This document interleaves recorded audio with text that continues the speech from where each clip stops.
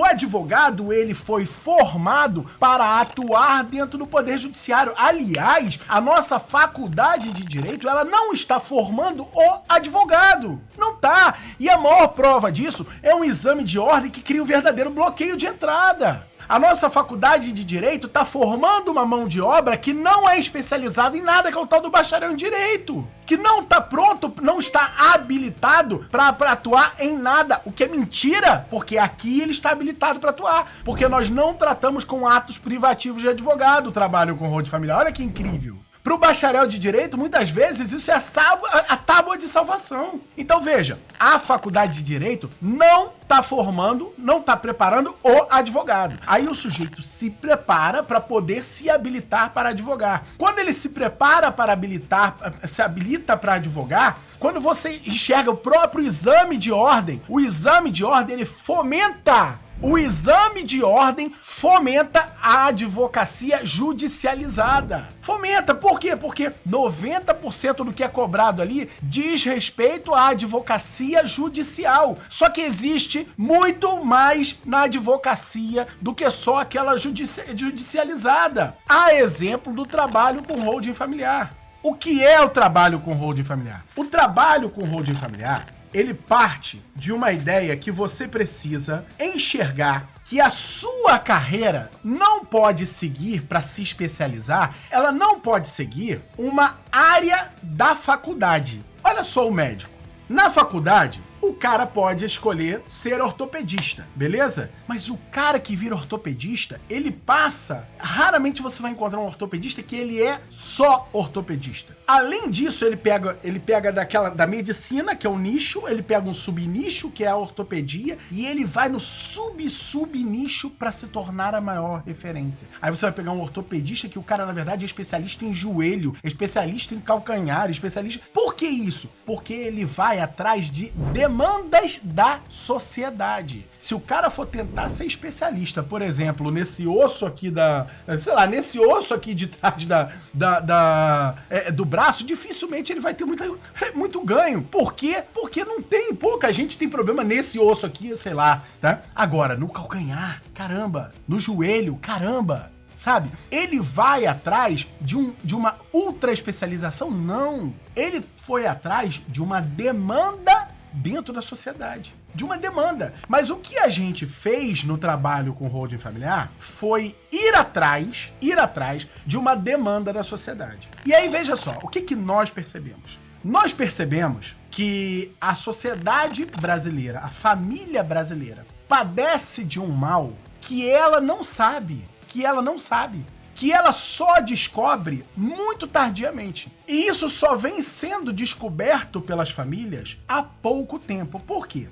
A família brasileira, na década de 80, por exemplo, existia um slogan que era o sonho da casa própria. Hoje em dia não se fala mais em sonho da casa própria. Por quê? Porque a casa própria ela já é uma realidade da grande maioria das famílias de classe média brasileira. Ou alcançar isso não é mais um sonho, é só parte de um projeto de vida que todo mundo vai cumprir, ok? Então não deixou de ser um sonho da casa própria. Então existia esse slogan na década de 80. Poucos eram os proprietários de imóveis. O que acontece? Hoje, a família brasileira começa a formar patrimônio, começa a ter bens, ela está devagarinho, ainda que muito lentamente, ela está enriquecendo, ela está construindo um conjunto de bens significativo, e isso faz parte do processo de evolução do país, beleza? Coisa que não existia, por exemplo, na década de 80. É difícil você encontrar, por exemplo, um sujeito de 70 anos de idade que ele tenha recebido uma herança. Coisa mais rara do mundo.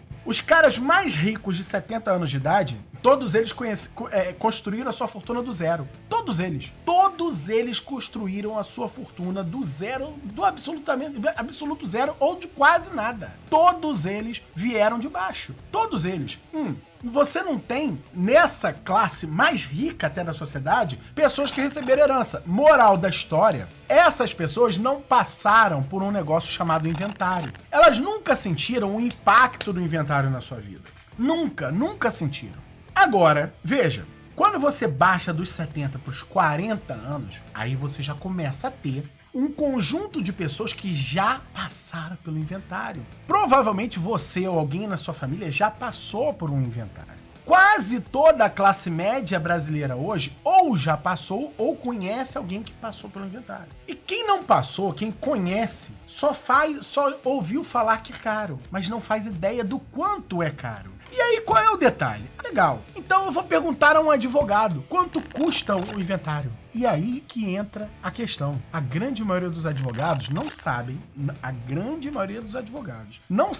pegar, botar na ponta do lápis, item por item, quanto custa um inventário. A grande maioria... Olha, eu posso falar isso sem titubear. E por que eu posso falar isso sem titubear? Porque os advogados brasileiros são ruins? Não! Não! É porque quando a gente fala de direito das sucessões, quando a gente fala da advocacia no direito das sucessões, primeiro, a quantidade de advogados atuando especificamente nessa área é muito pequena. Muito pequena, eu já explico por quê. Segundo, ela envolve outras áreas do direito, por exemplo, o direito tributário. Quando a pessoa morre, tem um imposto, que é o imposto sobre herança, beleza? Tem um imposto sobre herança. E nesse imposto, é um imposto que incide para a pessoa física. E aí, veja, vamos olhar para os advogados tributaristas. A grande maioria dos tributaristas, o cara que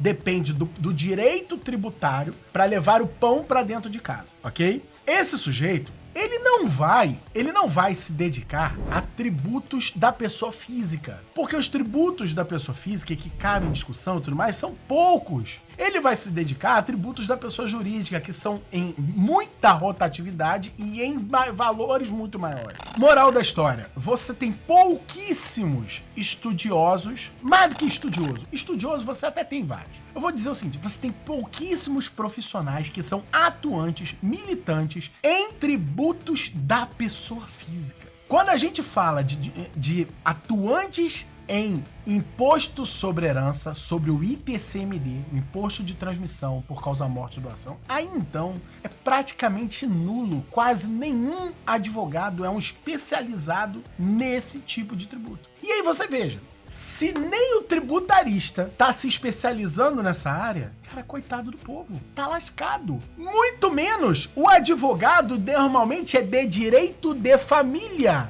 está se especializando sobre isso. É difícil você ver um advogado que fala assim, eu sou especialista em direito das sucessões. E quando aparece, é aquela exceção que serve para confirmar a regra. A grande maioria é advogado de direito das famílias. E não existe um ramo do direito chamado famílias e sucessões, ok? Não existe. Nem na faculdade isso existe, tá bom? É direito das famílias e direito das sucessões, tá bom? E aí os caras que atuam no direito das famílias também atuam no direito das sucessões, mas são dois ramos do direito distintos, separados, ok? E aí veja, o advogado que atua no direito das famílias, ele acaba também atuando de vez em quando no direito das sucessões. Ah, mas é porque aparecem poucos inventários. Não aparecem poucos. Os grandes inventários não passam nos escritórios dos grandes advogados de direito das famílias. Você não tá entendendo isso. Não passam. Aliás, os grandes inventários não passam na mão dos advogados militantes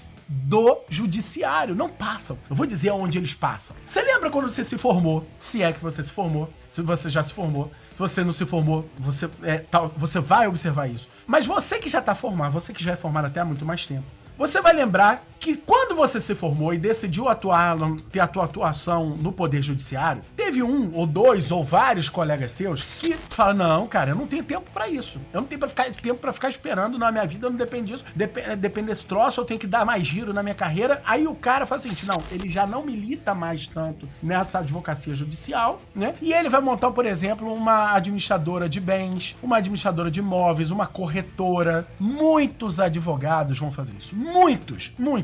E aí, veja, a família tem lá 20 imóveis alugados e estão dentro de uma administradora de imóveis cujo proprietário é advogado. Aí esse cara morre. Vai ter um inventário que só de honorários vai girar aí algo em torno de uns R$500 mil.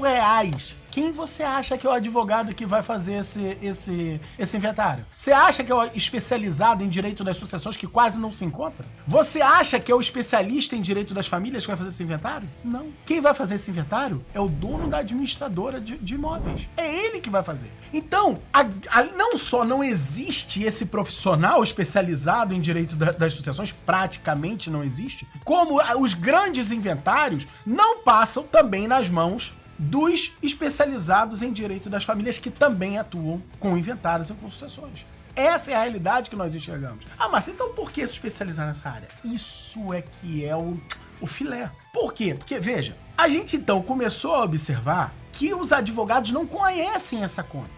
Não sabem essa conta. Então não tem ninguém levando essa conta pro povo brasileiro. Não tem ninguém levando essa conta, essa informação pro povo brasileiro. A família brasileira primeiro precisa sentir na carne pra ela saber, porque é o seguinte, quando ela não sente na carne, ela vai falar, ih, rapaz, os caras lá gastaram, pô, tem uma família, meu cunhado, não sei quem, meu vizinho, pô, gastou uma grana. Mas essa uma grana, quando é dos outros, é uma grana, não é dor. Quando é seu, quando é redução do seu patrimônio, você sente na carne. Você sente na pele. Então, quando o cara sente na pele, é diferente. Então, a família brasileira começou a sentir na pele essa dor. Mas ainda tem muito pouca gente que sentiu isso na pele. Muito pouca gente. E muita gente vai sentir isso na pele.